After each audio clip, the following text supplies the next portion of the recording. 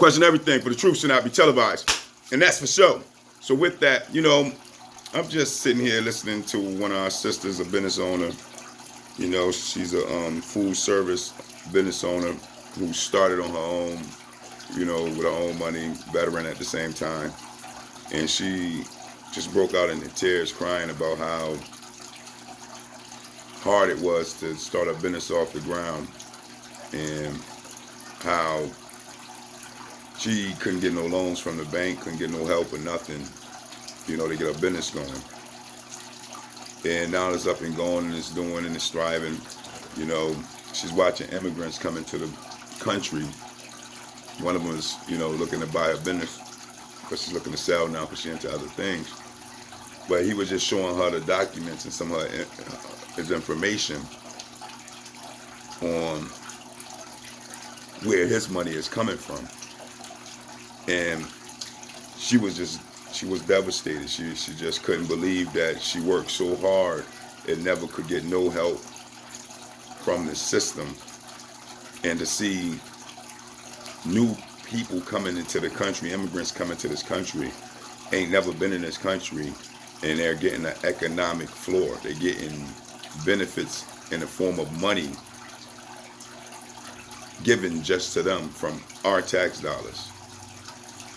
And how unfair and wrong this is to us as Aboriginal Negroes of America who had to endure crimes against humanity from this system in order to survive in and under this system when we didn't even want to. We was forced to have to build and destroy our own reality in order to build this nation up, and never got a dime for it.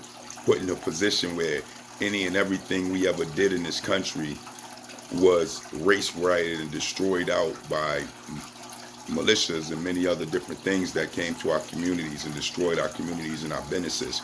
Redlined by racism and white supremacy, where we couldn't get bank loans and still can't to this day, and grants in order to mechanize our communities in order for us to have thriving communities. Instead, we've been tricked out of our land and tricked out of our identity and tricked out of our cultures and tricked out of everything that us as a nation ever came up to be able to make happen for ourselves, snatched from us by the colonizer system, systematically done on purpose.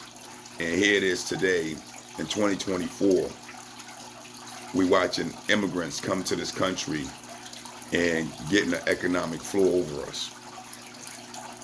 And we're looking around wondering what to do. A lot of us still don't understand politics or understand that when you're not liberated from those that caused the Holocaust on your forefathers, massacres and genocides on your forefathers, they have nothing good for you to ever be good for you, no matter what. Not their education, not their health system, not nothing, not their food, not nothing. They'll never, ever, ever, ever, ever, ever have anything good for you. And for you to not understand that, it goes to show that we've been oppressed for quite some time now, to where now we psychologically oppressed to the point where we're just teaching our generations to accept and be oppressed, to where we don't even get it anymore. And this is the outcome of being oppressed for so long, to where you don't even know how to put boots on ground, get 10 toes down to do something about it anymore. You're just lost in oppression. It's sad, but it's the truth. Even now, you can look up the federal census of ethnic arrests, and we're not the ones committing the most crimes, but yet somehow we're demonized on these airwaves as if we're the criminals of America, and we're mass incarcerated more than any other nation in the world. And guess what we do? We so oppressed psychologically, we actually blame ourselves. We don't acknowledge not being liberated. We don't acknowledge that we're with those who those who are the children of those who Holocaust our families and our bloodline. who genocide and massacred our families and our bloodline. We're not acknowledging that. We're trying to give it a pass.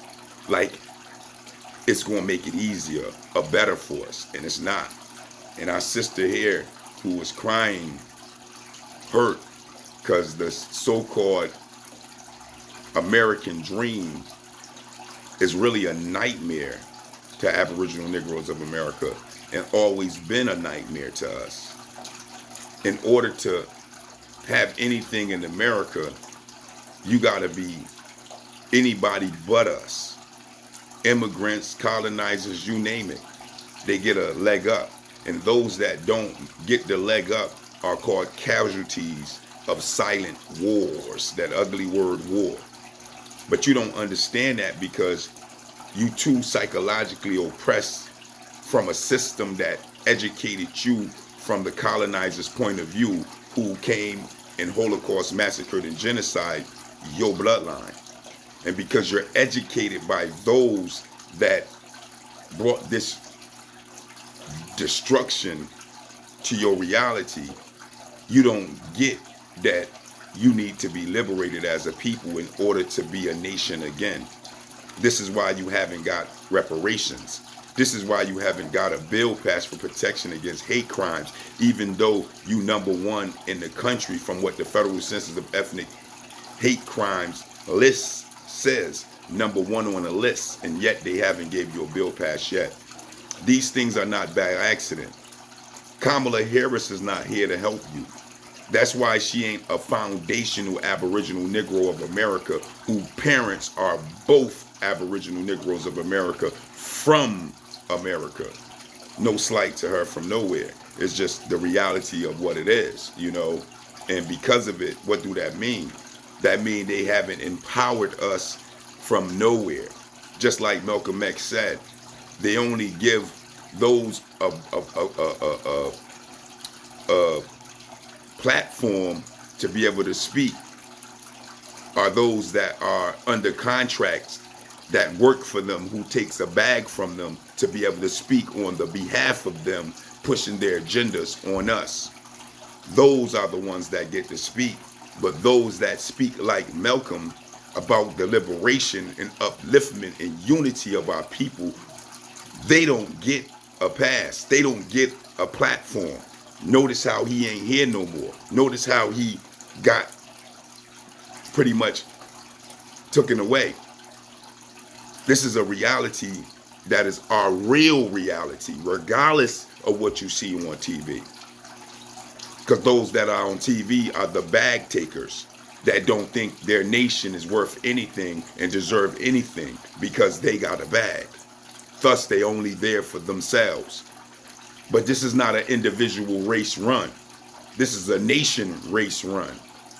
And this is the problem with us today. We've been oppressed so long to where they even got us thinking individually like we're not together. But the other nations are not playing individually. They're playing together. And this is why the immigrants can come into this country and get a leg up over you by getting funding allocated just solely to them, because their people was looking out for them, who are appointed representatives for them. But our people have turned their back on us and telling us that they can't do nothing solely for black people.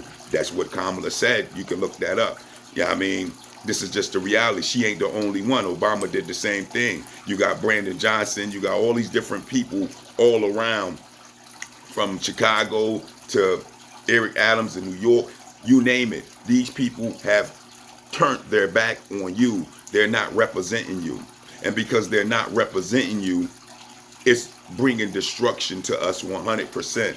But this is what it means to be oppressed and not understanding the field to the house that Malcolm X and many other our forefathers done told us about, who are out there. It's just a reality. Those that are the house don't care nothing about the field. Never did. And it ain't gonna never change. You gotta make it change. You gotta hold them accountable for it. And you gotta stand up for your communities now, while all these other nations are getting funding solely for them to be your bosses, your controllers, your leaders in your community. And with that, I don't get it. I just don't understand it. But that is the question. You let me know. Peace, peace.